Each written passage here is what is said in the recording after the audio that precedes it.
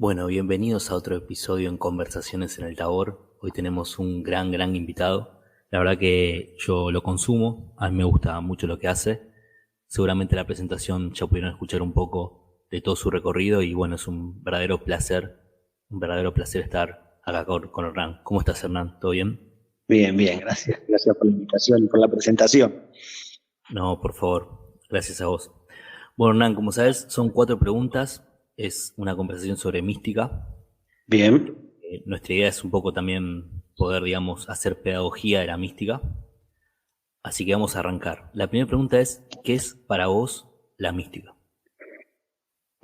Qué pregunta. En realidad, yo creo que la mística es algo que el propio término un poco asusta, ¿no? Pero es como la metafísica también, ¿no? De Aristóteles. ¿Qué era la metafísica para Aristóteles? Después de un compilado que se hizo, dijeron, acá está lo físico, está lo que afecta en lo físico, lo que tiene leyes físicas, y acá está lo que existe, pero que no tiene leyes físicas. El amor, el alma, la vida, si es que existe más allá de la muerte, Dios.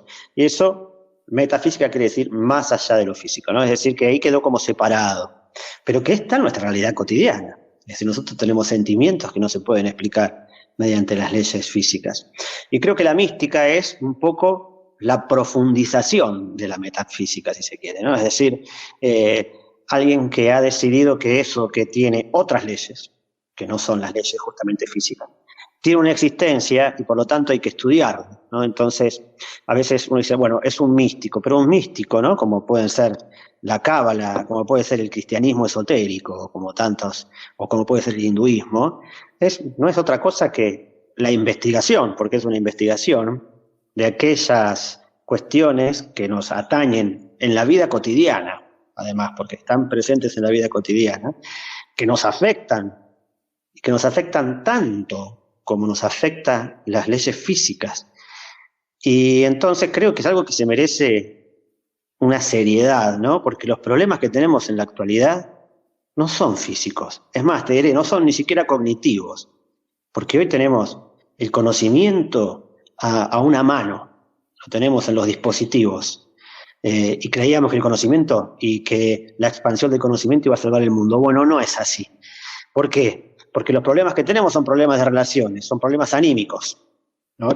O sea, no son físicos, tienen que ver con los sentimientos, tienen que ver con mi propia vulnerabilidad, con el alma partida, si se quiere, de los seres humanos, y entonces, y son anímicos y son espirituales, que no es lo mismo, es decir, es un paso más todavía, y les queremos dar respuesta física, pero las guerras que hoy tenemos, no son más que la expresión a nivel global de nuestra propia guerra interna, ¿no? La interna y con las relaciones, con el vecino, con mi hermano, con mis padres, con mi pareja, ¿no? Creo que por eso la mística debería ser parte de nuestra vida cotidiana y creo que mejoraríamos mucho.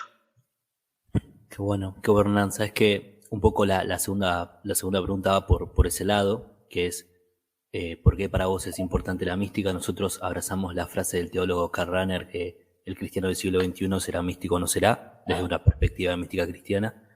Pero me pareció muy interesante esto de cómo es adentro es afuera, que estabas un poco marcando, y quizás también desde la filosofía, a vos, ¿por qué te parece importante la mística en la actualidad? Bueno, esto que te decía, nos hemos ocupado demasiado de lo material, incluso en las religiones, de, del bienestar material, de los pecados, entre comillas, de la carne, del cuerpo, si se quiere, ¿no? Nos ocupamos cada vez más de la estética, nos ocupamos más de la apariencia. ¿Qué es la apariencia? Lo que aparece, ¿no? Y como decía Aristóteles, hay una substancia. Substare quiere decir lo que está detrás. Todos tenemos algo que está detrás, que nos hace únicos y diferentes, y no nos estamos ocupando de eso. Y todos tenemos preguntas diferentes, todos tenemos perspectivas diferentes. Por lo tanto, tenemos que estudiar el porqué de eso, ¿no? Y bueno, vos me decías que te gustaba Jung, ¿no? Y a mí también. Y yo creo que es algo muy interesante porque fue un analista que estuvo codo a codo con el psicoanálisis, que estuvo dentro del psicoanálisis un tiempo, pero que venía desde la filosofía, y los filósofos se estaban ocupando de cosas materiales, del atomismo lógico, de las palabras, y ya nos estaban ocupando del alma, ¿no? Y creo que ahí está la cuestión. El ser humano tiene un alma y la estamos dejando de lado y no nos estamos ocupando de eso. Y entonces creo que un camino de la mística, y me gustaría que no se tome la mística como algo que está lejano y hasta despectivo, ¿no? Sino un camino cotidiano. Es decir, un momento incluso con uno mismo todos los días, un momento de conexión con los que ya se fueron, un pensamiento amoroso, un pensamiento de bondad, de compasión. Eso también incluye la mística, ¿no? En cierta medida, porque nos hemos puesto tan materialistas, estamos en una vorágine tan grande, que ya ni nos preguntamos por el ser humano, ¿no? Como decía Heidegger, ¿quién es ese ser que fue arrojado a la existencia, que está perturbado porque tiene una sola certeza, que es la que se va a morir? La única certeza que tenemos es que vamos hacia la muerte. Y para no pensar en eso nos llenamos de otros pensamientos, ¿no? Pero también vemos a la muerte como algo que es un fin, que es algo negativo en nuestra cultura, que también es algo muy nuevo, pero estamos viviendo y atravesando eso. Entonces creo que realmente eso de o será místico o no será, creo que es una gran verdad, ¿no? Es decir, o se va en un sentido de volver a encontrarnos con esta conciencia ganada, que es muy buena, es decir, porque ya no viene un rey a decirme lo que tengo que hacer, sino que yo mismo con mi propia conciencia puedo tomar un camino de regreso a lo espiritual. Es decir, antes necesitamos un vicario, ahora no. Entonces me parece que ese es el camino que tenemos que emprender, es el gran desafío de la humanidad. Creo que la humanidad o es mística o no será. Tremendo, tremendo, muy, muy fuerte, muy fuerte. La verdad que también hay algunas reflexiones ahí que son picantes, también desde la perspectiva cristiana, ¿no? La tercera pregunta es, y bueno, y retomando un poco acá a Carl Jung, es algún místico que te haya inspirado, también puedes nombrar otros obviamente, contanos un poquito por qué y también qué cosas te motivaron a la lectura de esos místicos. Bueno, cuando yo era un adolescente me gustaba mucho el boom latinoamericano, es decir, los lectores como García Márquez, como Vargas Llosa, como Cortázar, ¿no? Estos escritores que movían algo un poco anímico, pero que en el fondo todavía estaban detrás de unas conquistas sociales, si se quiere, ¿no? Después estudié historia, porque a mí me gustaba escribir, y sentía que me faltaban elementos culturales. Es decir, yo era un analfabeto cultural, y sentía que la historia me podía traer eso. Cuando terminé mis estudios de historia, también me di cuenta que la historia era muy materialista. Es decir, uno estudia la historia a través de la política y de las guerras, pero no la podría explicar a través del arte, de la música, por ejemplo, ¿no? Es decir, hay muchos otros factores desde donde explicar la historia. Y me fascinaban aquellos relatos que hoy sí se están empezando a considerar por algunos antropólogos, pero que antes no, que no eran considerados históricos porque eran relatos orales. Ahí aparecían los mitos o las leyendas, qué sé yo, artúricas, por ejemplo. Y un día, en una crisis personal, me encontré con una persona que me dijo, tendrías que leer a Jung. Y lo primero que pensé es un oriental con ese apellido. Porque yo escuché Jung, no Jung, como se escribía. Y bueno, me animé a leerlo y realmente me abrió un camino nuevo en la vida, ¿no? En ese momento me devoré todos sus libros, empecé a ver que también la psicología tiene una psicología materialista, si se quiere, que es la freudiana en cierto sentido, porque va a un aspecto meramente físico, pero que había otra que iba algo más allá, que buscaba algo más allá, que fue la propia condena que tuvo Jung, ¿no? Pero que no se animó a trascender un poco más. Cuando uno lee su última obra, él deja vestigios, ¿no? Y es más, él dijo, publíquenla después que me muera.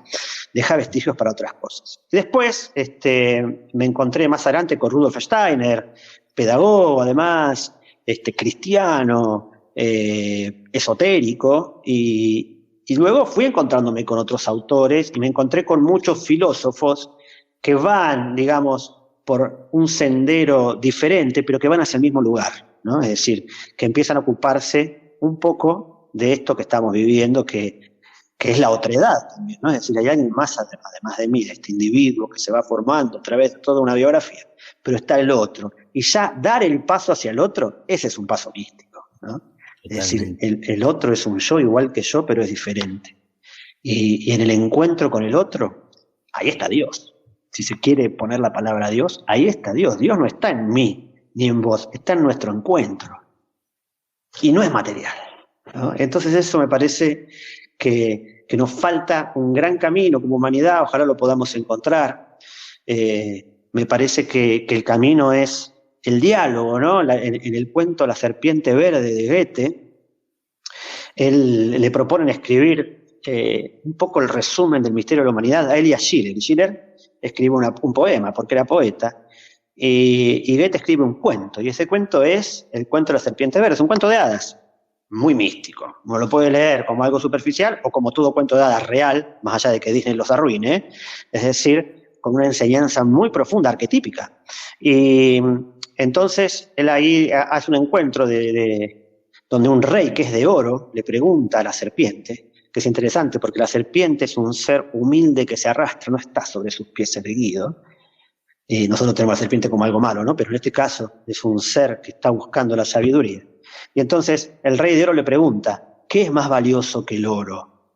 Y la serpiente le responde, la luz. Y entonces el rey le replica, ¿y qué es más importante que la luz? O más grandioso que la luz. Y la serpiente le dice, el diálogo, ¿no? Y creo que ahí quedó resumido algo muy, muy, muy profundo, que es, en el encuentro con el otro está nuestra salvación humana. Es como especie humana, solo en el encuentro con el otro vamos a salir adelante. Pero un encuentro verdadero, ¿no? Un encuentro donde yo no solamente te escucho y me intereso, me entusiasmo con lo tuyo. Hoy es todo opinión, y la opinión no vale de nada. La opinión es un punto de vista, pero si yo no me puedo comprometer, vos quizás ahora me nombrás un autor, yo no lo conozco, bueno, lo ideal sería interesarme por ese autor. Y después lo puedo criticar, por supuesto, porque tengo mi perspectiva, pero eso no invalida la tuya. Y si no empezamos a construir así, en acuerdos, en diálogos, creo que vamos a la guerra infinita, ¿no? Tremendo, tremendo, hermoso, Hernán, hermoso. La verdad que nada, hay una profundidad de cada vez que hablas. Yo les recomiendo mucho Filosofía, Psicología, Historias, que es su podcast. Yo lo sigo hace un tiempo, hay mucha data, mucho material. Se los recomiendo profundamente a los que están escuchando esto. Hace poco subió un análisis en 4 partes de la Divina Comedia. Muy lindo, muy sabroso. Ahí, no sé, pueden llegar a conocer desde Margarida de Poret hasta, no sé, Tomás de Aquino. No, una cosa muy, muy bella su podcast. Yo lo escucho por YouTube, sé que también está en Spotify, pero no sé, se los recomiendo profundamente. La última pregunta, Hernán, y bueno, y agradeciéndote de verdad por el tiempo y por tomarte la modestia de participar de este espacio, es cómo intentás vos aplicar la mística en tu vida. Un poco nos estás relatando con todo el relato que estás haciendo del encuentro con el otro y todo, pero si tenés algunas prácticas. Bueno, desde el cristianismo tenemos prácticas contemplativas, hay otros que, bueno, no sé, desde la lectura, lo que sea, pero si vos tenés prácticas en tu vida cotidiana que sentís que te acercan al misterio. Sí, desde unas cosas muy sencillas, primero, que tiene que ver con esto, quizás ahora que estuvimos hablando yo te volqué un montón de opiniones mías, personales, o elaboradas, juicios elaborados, quiero decir, más que nada, que en los podcasts no los vas a escuchar. Ese es mi primer ejercicio, no poner mi opinión. Quizás poner una pequeña reflexión, quizás elegir una frase que tiene, pero trato de que si uno escucha, son casi 300 episodios ya, ¿no? Tienen 10 millones de reproducciones y a mí muchos me recriminan, ¿y cuál es tu opinión? ¿Y qué importa mi opinión? En realidad, yo trato de reflejar lo que todos aquellos que me parece que tuvieron un recorrido importante puedan aparecer, ¿no? Entonces ese ya me parece un primer ejercicio en este mundo donde todos tenemos la verdad, ¿no? Que para mí la verdad es absoluta y no es relativa, ¿no? Es decir, mi verdad no es una verdad en realidad, ¿no? Solo es verdad cuando la confronto con otro. Entonces ese es ya el primer paso del ejercicio cotidiano que hago. Después, hago otro ejercicio, que es esto que te decía, aunque sea tomarme un instante para poder estar en conexión, cuerpo, alma y espíritu.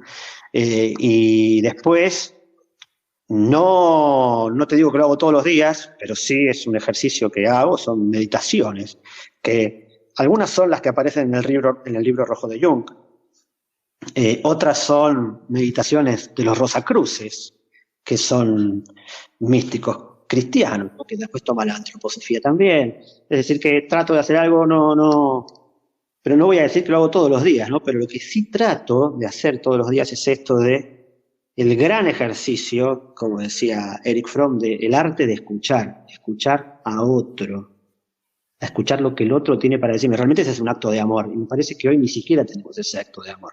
Porque cuando yo estoy hablando, vos estás hablando, parece, digamos, el arte de escuchar es, dejo a ver qué me pasa con lo que el otro me dice, y no estoy ya buscando una réplica para contarle. Entonces, creo que ese también es un ejercicio tan sencillo de a veces regalarle a una persona 5 minutos de escucha atenta. No lo hacemos nunca, de mirarnos a los ojos, ¿no? Entonces creo que hay mucho camino por andar y que no es tan difícil, ¿eh? No es que uno tiene que hacer ayuno, puede hacerlo, ¿no? Pero digo, no es que hay que hacer ayuno, hay que sacrificarse, hay que irse a vivir en medio de la montaña a un convento hoy.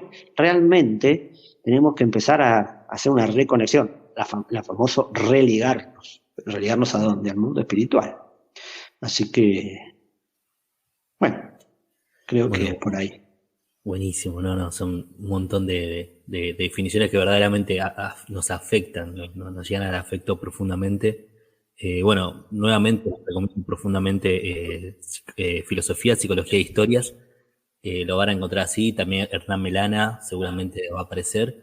Hay mucha data y sinceramente vale la pena.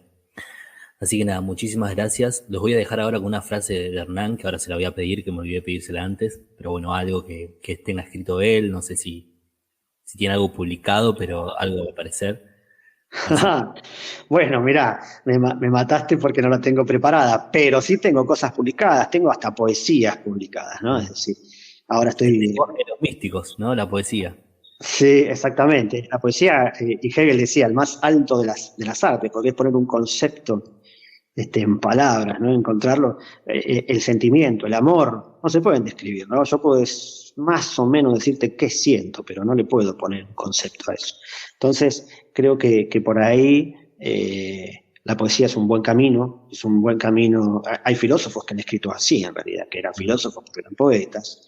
Eh, Creo que el problema que tengo es que me gusta todo, me gusta la literatura, la historia y la filosofía y la psicología, entonces hago un poco de todo, soy un apasionado de la Edad Media, te habrás dado cuenta, los podcasts más de la mitad deben ser de la Edad Media, entonces creo que si tuviera que decirte una frase, es esta frase de investiga todo lo que te apasiona y conectate de nuevo con tu alma y tu espíritu, Buenísimo, ¿no? buenísimo. Y Bueno, después lo otro es parte del camino, nada más. totalmente. Bueno, muchísimas gracias a todos. ¿Eh? Hasta luego. Gracias.